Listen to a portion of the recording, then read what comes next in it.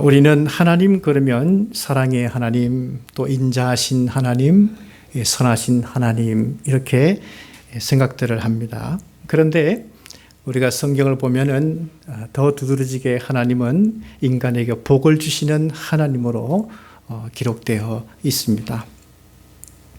창조시대에 하나님께서 하나님의 형상대로 이 남자와 여자를 만드신 다음에 제일 먼저 행하신 행위가 바로 인간에게 복을 주셨습니다. 그래서 땅을 다스리도록 하셨습니다. 하나님은 하나님의 백성을 만드시기 위해서 아브라함을 부르셨습니다. 하나님이 아브라함에게 행하신 것은 무엇입니까? 아브라함을 복의 근원이 되게 하시죠. 그래서 아브라함의 몸을 통해서 민족이 나오게 하시겠다. 그 복을 선언하셨습니다. 우리가 새벽마다 시편의 말씀을 보고 있는데 이 시편을 여는 제1편의 시작을 보면 복이 있는 사람은 이렇게 시작합니다. 죄를 생각하고 꾀하는 인간 세상에 하나님께서는 이 말씀의 복을 주셨죠. 그래서 말씀을 생각하고 말씀을 묵상하는 사람으로 살라고 하셨습니다. 그러니까 죄를 생각하는 것이 복이 아니라 하나님의 말씀을 묵상하는 것이 복이라고 하시죠. 왜냐하면 죄는 바람에 나는 겨와 같이 되지만은 말씀을 묵상하는 자는 시냇가에 심은 나무가 되며 또 그 잎사귀가 마르지 않게 되며 또 열매를 맺는 의인과 같이 된다고 하시는 것입니다. 그런데 우리가 예레미야 32장에 있는 말씀을 보게 되면 더 놀라게 되는 것은 백성들이 하나님의 이름을 불명예스럽게 했음에도 불구하고 하나님은 그들에게 기쁨으로 복을 주신다는 것입니다. 하나님은 인간이 자기 교만, 자기 실수, 또 자기 죄로 인해서 고통을 당하지만은 하나님은 다시 정상으로 회복시켜 주시기 위해서 그만큼 비례하여 복을 내리신다고 기록되어 있습니다. 심지어 깨어진 가정과 사람에게 대해서도 하나님은 복을 주시죠. 우리가 야곱의 가정을 보게 되면 레아와 라헬이 경쟁해서 그 갈등 가운데 자녀를 낳는 것을 보게 됩니다. 그래서 야곱의 가정은 질투, 시기, 폭언 이런 것들이 많이 있었습니다. 또한 요셉은 꿈을 이야기하는 바람에 죽임을 당할 뻔했고 노예로 팔리움을 받는 비극을 경험했습니다. 야곱은 요셉을 잃어버린 줄 알고 슬픔 중에 인생을 살았죠. 이렇게 깨어진 가정, 이 사람을 누가 회복시켜 주십니까? 복이 되신 하나님께서 회복시켜 주십니다. 미국의 CCC 간사로 활동했던 목사님, 그래서 125개국의 1,000여 명의 청년들에게 복음을 전하신 조시 맥도웰이라는 목사님이 계십니다. 하지만 이 조시 맥도웰 목사님은 어린 시절에 참 불행하게 자랐습니다. 그의 아버지는 술에 취해 있었고요. 또 폭력적이었습니다. 그래서 가정엔 사랑이 없었고 희망도 없었습니다. 그런데 한 친구의 끈질긴 전도로 예수님을 영접하게 되었습니다. 그래서 그는 목회자가 되기로 결심하게 되죠. 그래서 평생 용서할 수 없을 것 같았던 아버지와 또한 그 어린 시절 자신에게 수치감을 주었던 사람들을 다 용서합니다. 이 조시 맥도웰 목사님의 아들이 그 아버지의 어린 시절의 이야기를 다 듣고 난 다음에 이렇게 책에다가 서문을 기록합니다.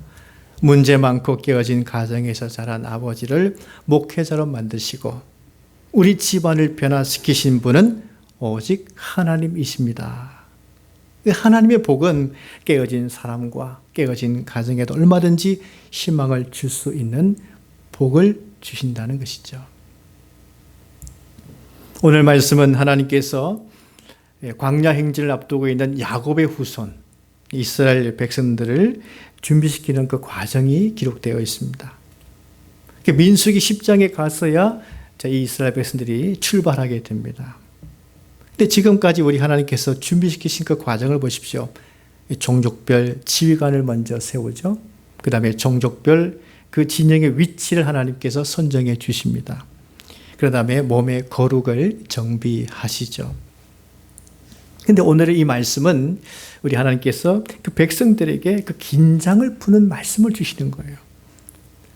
말하자면 광야 행진은 숨 막히는 긴장의 길, 그리고 고통의 길이 아니라 축복의 길을 걸어가는 것임을 하나님이 말씀하시는 겁니다. 오늘도 여호와께서 모세에게 말씀하시죠. 저는 이 모세를 보면서 얼마나 행복했을까 그런 묵상을 했습니다. 광야 내내 여호와께서 모세에게 말씀하셨기 때문이죠.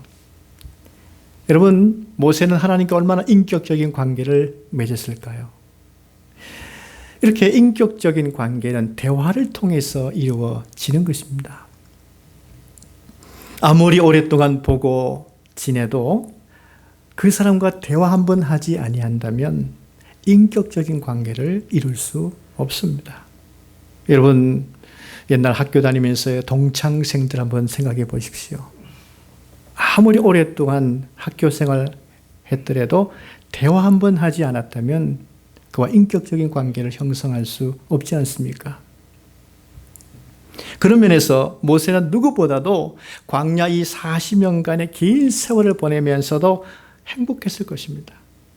물론 백성들을 인도하느라도 많은 고충이 있었습니다. 그래서 고충이 많았기 때문에 하나님께서는 모세에게 더 많이 찾아오셔서 말씀 주시고 대화하시고 그 일을 감당할 수 있도록 계속 말씀으로 도와주시지 않았습니까? 또한 모세도 물론 하나님의 도움을 구했죠. 사랑하는 성도 여러분, 요즘 어떤 경험을 많이 하시면서 사십니까? 사실 요즘 같은 때에는 그 어떤 때보다도 하나님과 대화하는 많은 시간을 가져야 되지 않겠습니까? 오늘 하나님께서 모세에게 귀에 대고 생생하게 들리도록 하시는 말씀은 우리에게 들려지지 않을지라도 우리는 어느 때보다도 하나님을 많이 생각하면서 묵상하면서 보내야 되는 때를 보내고 있는 것입니다. 영성신학자 달라스 윌라드라는 분이 이런 말을 했어요. 하나님께서는 사람들에게 말씀하시는 그 방법 중에 하나가 세미한 음성을 들려주신다는 것입니다. 물론 이것은 하나님이 엘리야에게 하신 방법이죠. 오늘날에도 역시 하나님께서는 사람들에게 대화하실 때에 세미한 음성으로 하신다는 거예요. 하나님이 먼저 그 사람의 머릿속에, 그 생각 속에 하나님을 생각하도록 하신다는 겁니다. 그러므로 내가 지금 내 머리로 하나님을 생각한다면 지금 나는 하나님과 대화하고 있다는 겁니다. 그래서 여러분, 하나님과 대화하고 싶으시다면 내 머리로 하나님을 생각하는 시간을 많이 가지십시오. 또한 한 가지는 우리가 하나님의 말씀을 읽고 묵상하면 그것 자체가 하나님과 교류하고 있다는 거예요. 대화하고 있다는 거예요. 우리가 말씀을 읽을 때에 은혜가 되면 그 말씀은 나에게 주신 하나님의 말씀이다, 그렇게 여기는 것입니다. 그러면 하나님은 그 또한 그 말씀대로 되게 하세요. 이러한 방법을 사용하면 얼마든지 하나님과 대화할 수 있다는 것이죠. 그래서 하나님과 대화하게 되면 내 안에 하나님의 은혜가 채워지기 때문에 염려가 사라지게 되고 소망이 가득해지게 되는 것입니다. 오늘 하나님이 모세에게 주신 말씀은 무엇입니까? 제사장이 백성들에게 축복하라는 말씀을 주셨죠. 여러분, 하나님께서 그냥 하나님의 뜻대로 그냥 각각 백성들에게 복을 주시면 될 텐데 왜 이렇게 말씀을 주실까요? 또한 제사장을 통해서 말씀으로 축복하라는 이 말씀을 주실까요? 사람은 말과 말씀을 먹고 사는 존재이기 때문입니다.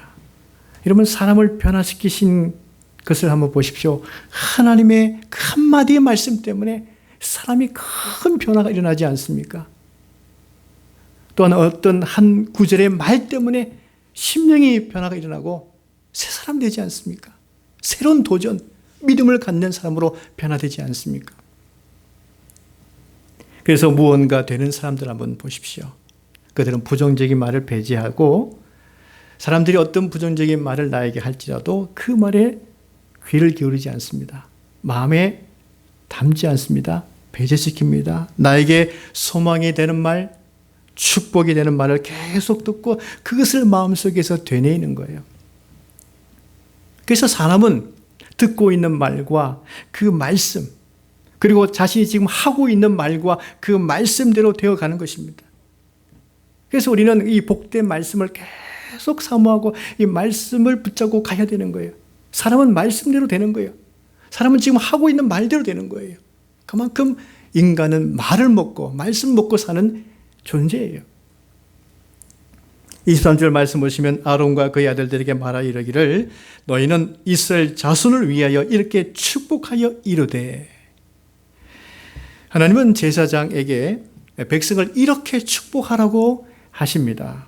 근데 이렇게 축복하라, 이렇게 하나님이 말씀하신 것은 이대로 축복하면 하나님은 그대로 복을 내리시겠다는 것입니다.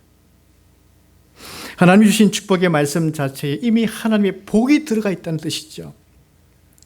그러면 이 하나님의 축복된 말씀을 받는 자의 태도는 어떠해야 되겠습니까? 당연히 하나님의 말씀을 제사장이 축복하면 그 말씀대로 나에게 복이 된다 하는 것으로 믿음으로 받아들이면 되는 것이죠. 이것이 하나님의 말씀의 특징인 것입니다. 그래서 그 말씀 그대로 된다고 믿음으로 받아들이면 반드시 그대로 되는 것이 하나님의 말씀입니다. 여러분, 이것은 암시 효과가 아닙니다. 인간의 마음을 컨트롤하는, 마인드 컨트롤하는 것이 아닙니다. 실제 하나님의 말씀은 그 삶을 그 말씀대로 이끌어 가시는 거예요. 여러분, 실제 시편 23편 말씀을 한번 실천해 보십시오. 여호와는 나의 목자시니 내게 부족함이 없으리로다. 여러분, 이 말씀을 읽고 잠시 멈춰서 한번 묵상해 보십시오. 그리고 오늘 나는 하루 종일 하나님이 나의 목자 되심으로 부족함이 없이 지낼 것이다. 이렇게 믿음으로 그 말씀을 받아들이면 오늘은 반드시 어제의 다른 날로 경험될 것입니다. 이것이 하나님의 말씀을 믿고 받아들이는 은혜인 것입니다. 오늘 이 제사장의 축복은 세 절로 되어 있죠. 그런데 모든 구절마다 여호와가 주어입니다. 이 말은 복을 주시는 주체가 여호와이십니다. 첫 번째 축복의 말씀은 복을 주시는 여호와이시죠. 24절 말씀 보시면 여호와는 내게 복을 주시고 너를 지키시기를 원하며. 여기 여호와께서는 어떤 일을 하십니까? 백성들에게 복을 주시는 하나님이시죠. 그래서 여호와께서 백성들에게 복을 주시기 때문에 여호와께서는 그 백성들을 지키실 수 있는 거예요. 먼저 여호와께서 주시는 복이라고 하는 것은 히브리어로 바라크라는 단어를 쓰고 있습니다. 여러분, 이 바라크, 이 복은요, 하나님께서 아브라함을 부르실 때에 주신 그 복을 말합니다. 여러분, 아브라함이 하나님 편에서 볼 때에 선행을 했거나 무슨 자격이 되었기 때문에 하나님께서 주신 복이 아니었죠. 그냥 하나님께서 아브라함을 사랑하신 것입니다. 어떤 이유가 없습니다. 하나님께서 그냥 사랑하기로 결정하셨어요. 그래서 아브라함을 택하셨고 아브라함에게 복을 주시는 것입니다. 만약 하나님께서 우리에게 복을 주실 때에 성적 순위로 주신다면 하나님의 백성들 간에도 얼마나 경쟁심이 강하겠습니까? 아마 뜨거운 종교 전쟁을 방불할 것입니다. 그런데 우리 하나님께서는 그렇게 복을 주시지 않죠. 그러므로 하나님 백성들끼리 서로 눈치 보거나 내가 저 사람보다 더 잘해야 된다라고 하는 그런 경쟁심을 가질 이유가 없어지는 거죠. 사람 보고 신앙생활 할 이유가 없어지는 것입니다. 다만 하나님의 은혜의 복을 받고자 하는 겸손함만 있으면 되는 것입니다. 우리에게는 이렇게 하나님의 긍휼과 자비하심의 은혜, 이 복이 우리에게 필요한 것입니다. 그래서 그저 저는 하나님의 복이 필요합니다, 이런 마음만 가지시면 하나님께서 반드시 그에게 복을 주십니다. 이 복은 신명기 28장의 복을 먼저 말합니다. 성읍에서도 복을 받고 들에서도 복을 받을 것이며 몸의 자녀와 내 토지와 소산과 내 광주리와 떡반죽 그릇이 복을 받을 것이며 적군들을 내 앞에서 패하게 하시리라. 여호와께서 내 창구와 내 손으로 하는 모든 일에 복을 내리시고 내 하나님 여호와께서 내게 주시는 땅에서 내게 복을 주실 것이며 성민이 되게 하시리라. 이게 신명기 28장의 복의 내용 아니겠습니까? 저는 이 말씀을 준비하면서 우리 성도들을 대입을 많이 시켰습니다. 신명기 28장의 복을 여러 번 읽으면서 선포했습니다. 하나님, 우리 상계평안교회 성도들에게 이 신명기 28장의 복을 허락하여 주십시오. 그대로 대입했습니다. 내라고 하는 그 단위에 대입해서 성도들을 이름 호칭하면서 이 복을 선포했습니다. 신명기 28장의 복이 우리 성도들에게 임하시기를 간절히 축원합니다. 그리고 이 바라크의 복은요, 시편 16편에 나타나 있습니다. 다윗은 그렇게 고백하죠. 주밖에는 나의 복이 없다, 그렇게 고백하고 있습니다. 여호와는 나의 사름이 되시고 나의 잔의 소득이 되신다는 고백을 하고 있죠. 또 여호와께서 나의 오른쪽에 계심으로 내가 흔들리지 아니하리로다. 그리고 주께서 생명의 길을 내게 보이신다고 고백하고 있습니다. 바로 이것이 시편 16편에 나타나 있는 하나님의 복인 것입니다. 하나님은 이 제사장의 축복선을 통해서 이와 같은 복을 주시겠다고 말씀하고 있는 겁니다. 하나님께서 이와 같이 복을 주시겠다 하시는 그 이유는 이 백성들을 지키기 위해서였습니다. 여러분, 여기 지킨다 하는 말씀이 기록되어 있는데 그것은 울타리를 친다, 아주 세심하고도 철저하게 살피시고 보호하신다 하는 뜻입니다. 우리가 세상에 살아갈 때에 세상 사람들이 하나님의 백성들에 대해서 덤비며 괴롭히며 이렇게 할 때가 있을 것입니다.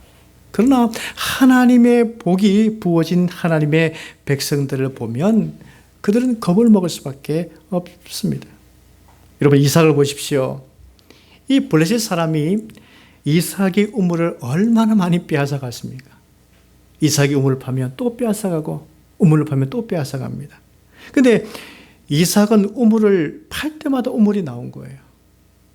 블레셋 왕 아비멜렉이 드디어 지치기 시작합니다. 그래서 이삭과 계약을 맺죠. 화친의 계약을 맺습니다. 너는 여호와께 복을 받은 자이구나 하면서 화친의 계약을 맺게 되는 것이죠. 복을 받은 다윗에게 블레셋이 아무리 쳐들어와도 다윗을 당해낼 수가 없었습니다.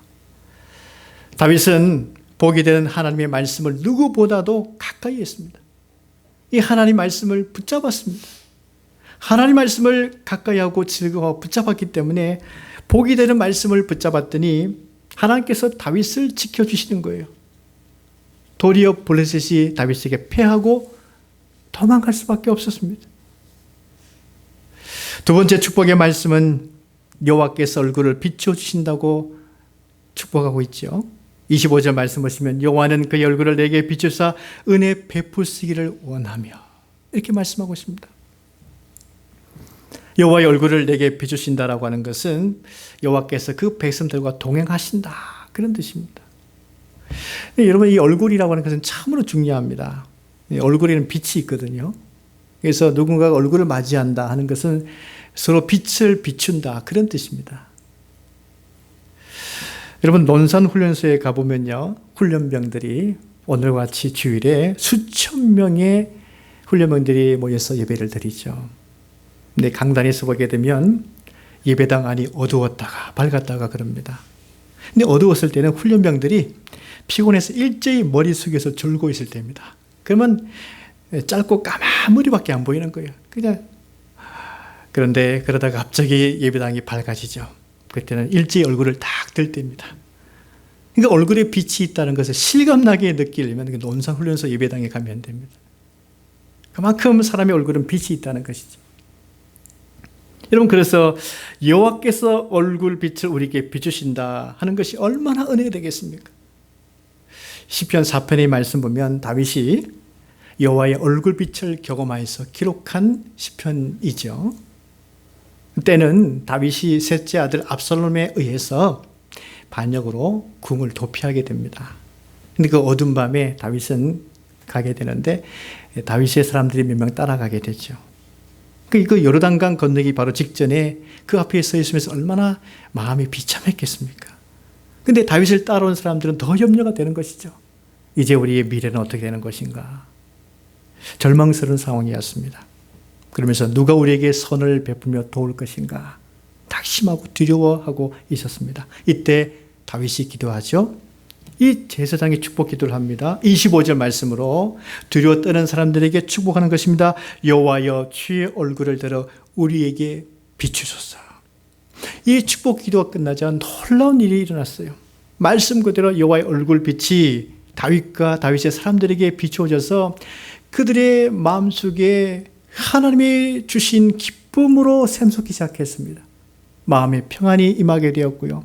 하나님께서 우리를 안전하게 지키신다는 그 은혜를 받게 되었습니다. 여호와의 얼굴이 우리에게 비춰진다면 아무리 절망스러운 순간이 닥쳐올지라도 기쁨의 은혜가 우리 가운데 임하는 것입니다. 세 번째 축복은요, 여호와께서 백성들에게 얼굴을 향하여 드신다는 축복입니다. 얼굴을 향하여 드신다. 26절 말씀 보시면 여호와는 그 얼굴을 내게로 향하여 드사 평강 주시기를 원하노라. 이렇게 말씀하고 있죠. 여기에 여호와께서 얼굴을 백성들에게 향하여 드신다 하는 것은요, 공급하신다는 뜻입니다. 그런데 하나님께서 백성들에게 공급하시되 하나님께서 열정을 다해서 주신다는 거예요. 이 말은요, 하나님께서 지속적으로 백성들을 사랑하신다는 뜻입니다. 다윗은 하나님으로부터 아주 지속적으로 은혜와 사랑을 받은 왕입니다. 왜냐하면 다윗은요, 그가 왕이 되었을 때에 제일 먼저 한 것이 성소를 바로잡는 것이었습니다. 제사장과 레위인과 이런 사람들을 바로 세웠어요. 다윗은 왕이 되면서 아론의 후손인 사독을 제사장으로 세웁니다. 그러면서 그 곁에 두면서 성수 일을 잘 관장하게 해주죠. 그리고 이 다윗은요, 선지자도 굉장히 존귀 여겼습니다. 반면에 사울 왕은 어땠습니까? 제사장과 레위인, 이 선지자를 존귀 여기지 않았습니다. 사울 왕은 심지어 사무엘의 선지자가 전해주는 하나님의 말씀도 버립니다. 근데 다윗은 하나님의 이름으로 말씀을 전하는 나단 선지자를 굉장히 존귀 여겼죠. 하나님은 어떤 약속 주셨습니까? 다윗의 집을 보존할 것이며 영원히 떠나지 않겠다. 영원한 언약을 맺지 않습니까? 다윗이 그만큼 제사장을 존귀 여겼고 그리고 선지자를 존귀 여기기 때문에 하나님께서 지속적인 은혜와 사랑을 다윗에게 베풀어 주시는 것입니다. 우리는 여호와의 복된 말씀을 사랑하며 존귀 여겨야 합니다. 그러면 하나님 우리에게 이 사랑의 극치인, 사랑의 극치가 바로 여호와께서 얼굴을 우리에게 향하여 드사 이겁니다. 근데 이 사랑의 극치의 결과가 무엇입니까? 샬롬의 평강을 우리에게 주신다고 말씀하고 있죠. 평강 주시기를 원하노라. 여러분, 하나님의 사랑의 극치인 백성들에게 주시는 이 평강은요, 우리가 항상 소망하고 있는 내용이 다 들어있습니다. 우리는 행복을 소망하죠. 우리는 안전을 소망합니다. 우리는 건강을 소망하죠. 우리는 번창되기를 원할 것입니다. 근데 이 모든 것이 이 평강 안에 들어있다는 거예요. 누가 주셔야 되는 것입니까? 여호와께서 얼굴을 우리에게 향하여 드사 우리에게 주셔야지만이 이와 같은 평강을 얻게 되는 것이죠. 하나님 우리에게 무엇을 주기 원하십니까? 이와 같이 복을 주시기를 원하십니다. 이 축복의 말씀이 우리 모든 교우들에게 임하시기를 간절히 주의 이름으로 축원합니다. 기도하겠습니다. 하나님 아버지 감사합니다. 우리는 하나님 보시기에 어떠한 복을 받을 자격도 없고 선행을 행한 적 없지만은 하나님께서 먼저 우리를 일방적으로 사랑하시고 택하셔서 복을 주시어 우리가 그 복